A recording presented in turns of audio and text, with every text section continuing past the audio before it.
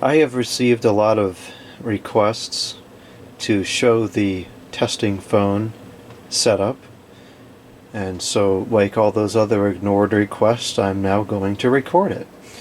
So this is the current telephone testing setup that you see here. It includes that testing answering machine, the Ring It phone line simulator, this 2500 set, and the 210. There's been a number of iterations of this setup over the last couple of years. Before this, I had, I'm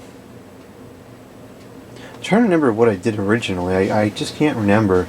But the previous setup to this involved a 2-line Oberheim box with the Google Voice, and I had 2 Google Voice phone numbers, and I would just call in between the 2 lines, and that worked pretty good for a while until the Oberheim service just turned to garbage. I don't know what happened. It really is a shame. For a while it was a phenomenal service, and then all of a sudden it became very unreliable, and that's when I changed to a different service because it wasn't working right. It would drop calls, it wouldn't make calls, the calls weren't coming in all the time. It was awful. So I had to do something else, and that's when I forget exactly how I came across this phone line simulator, but I was looking for an alternative box, and I found this, and I wasn't really sure that something like this would even exist, but sure enough it did. And so this is the Digitan Products Company Ring It phone line simulator, and I bought this from thesandman.com. I don't know if other retailers carry it or not, but that's where I got it from. Let's see if we have a model number or anything. And here's the model numbers. Ring It Pro Series, Digitan Products, DigitanProductsCo.com. Never looked at that website. I should take a look at it and see if there's anything else interesting on there. I don't know if this was made in China or not. It still works. In fact, this has worked exceptionally well. And I've had some people ask why I don't just use the PBX. This came long before the PBX, and this was very expensive, so I see no reason to change it. Plus, the PBX doesn't have a conventional American ring pattern to it, and so for purposes of historical accuracy, documenting the phone's existence and what it sounds like, it would not be proper to use the PBX because the ring wouldn't be correct. This simulator uses the traditional American ring cycle, so it sounds comparable as if it was connected to a POTS line and receiving a call. This also has some other advantages. You just hit the ring button and you get a call versus having to dial an extension. I could use the PBX. It would introduce some more complicated programming into it because wouldn't want to be getting an incoming call during the video and things like that. So yes, you could use the PBX, but for purposes of accuracy and the fact that I already have this, I would much rather just use this. I have the switcher here. The channel C is connected to nothing.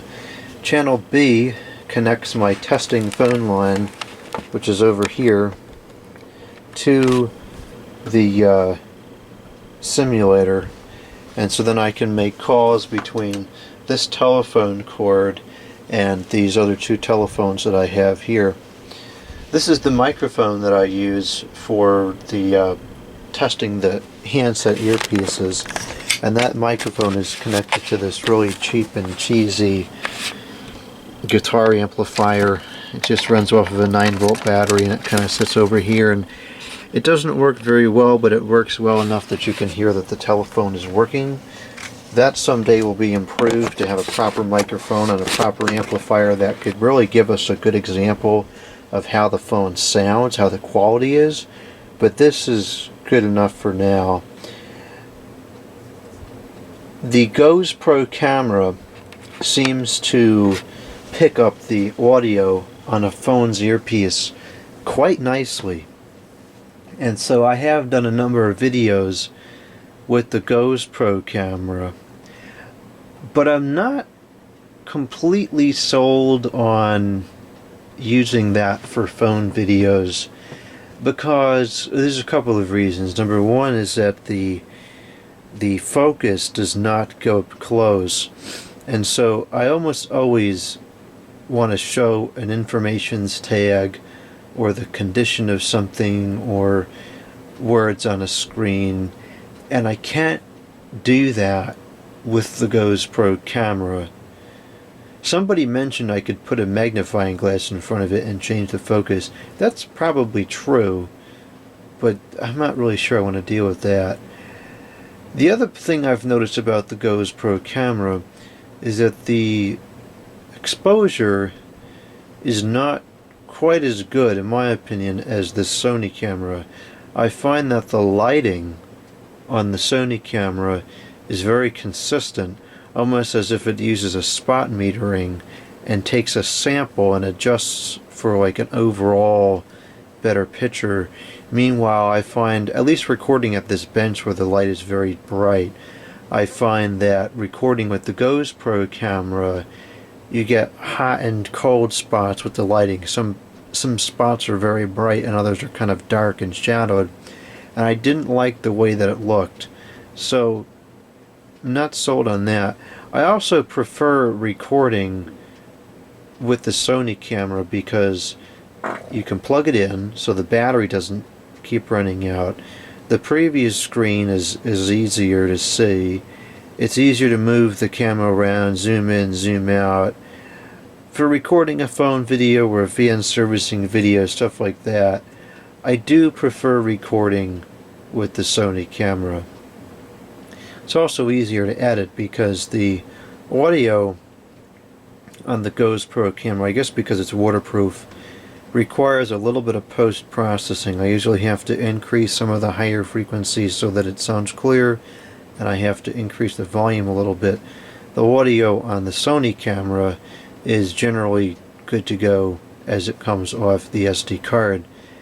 So, now with that being said, the Go's Pro camera, I think it was a fantastic investment, and I've really enjoyed using it for certain videos that I otherwise would struggle to record with this conventional camera. There's been quite a few productions that I've done with the Go's Pro camera where I've been able to get through the recording in a third or a quarter of the time and get even better angles than I would have been able to using a camera and a tripod like what I'm using right now. So the Go's Pro has a lot of advantages for certain scenarios, but I don't particularly like it for recording here at the bench. Anyways, that's kind of digressing from the video. So I have this switcher here, and when I switch it to the mains, that gives me an outside line, and I'm able to make outside calls. So the testing answering machine, a couple days ago it dawned on me that the testing answering machine is semi-redundant depending on the telephone. It's not really redundant for a cordless phone, for a corded phone, because for a corded phone I can't leave the studio with it. Well, I could, but not within reason. And so in order to get a good clear recording transmitting through that phone and not hearing my voice, in a person only hearing what's coming through the phone, the only way that I know of to do it would be to record into an answering machine. So that's why I have this here. But it kind of dawned on me the other day that, well, I guess that's not entirely true. I was going to say with a cordless phone, it's kind of redundant because I have to record the message and then I have to record the message onto the video, whereas with the cordless phone I could just take it in the other room and just call and talk into phone live and record that into the camera, but then I wouldn't be able to do the like the speakerphone pickup tests and things like that, because there would be feedback. So I guess my original assessment of using the answering machine was really the best way to do it. This is, in my opinion, the best sounding digital or digitan answering system that exists, and so that's why I use this particular model. I use this particular instance because this base is defective in some way and it won't register any handsets. So rather than just discarding it, it serves its purpose here in the testing unit, and it does so quite well. I've recorded probably hundreds of messages into this thing, and it works perfectly fine, very clear. It gives a great example of the clarity of the telephone. So then I had these other two testing phones here. I used to have this one connected, and then I replaced it for this one because I like the ring on this one better. I typically record the testing messages if I'm testing an answering machine. I will record the messages from the AT&T 210 trimline telephone because the microphone, being a condenser microphone, is a bit clearer and gives us a better idea of the recording quality of the answering machine. There's some cases where having the what's that called, the carbon microphone in the Solder 2500 set is better. You know, if I can't leave the room and the answer machine call screening can't be turned off, then I need to use this phone so that we don't get a feedback. I recently added a long cord to this 210 so that I can at least take it over into there, and that should avoid a lot of feedback.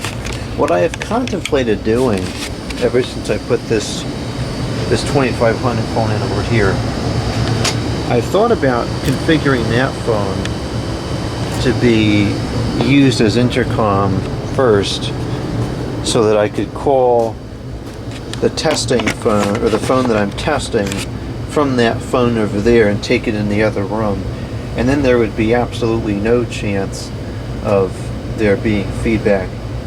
That could be done relatively easily because I do have an existing open PBX line running downstairs. I would just have to switch where it's plugged in and put some programming in. Probably wouldn't take more than 10 minutes. I'm just not sure if I would ever use that, so I haven't done it.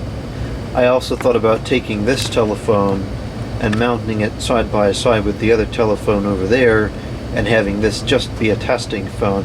I'd be more inclined to do that, but I don't know if I'm going to do that either because we're in the last couple of months in this location, so I'm not sure how much time I want to put into setting things up, especially if it involves running cabling, because they're just going to have to come back down anyways. So I don't know, we'll see. Different things to consider at the next location.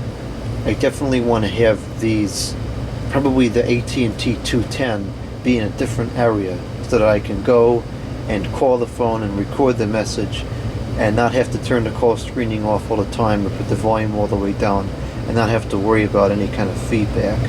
So that's a consideration to make.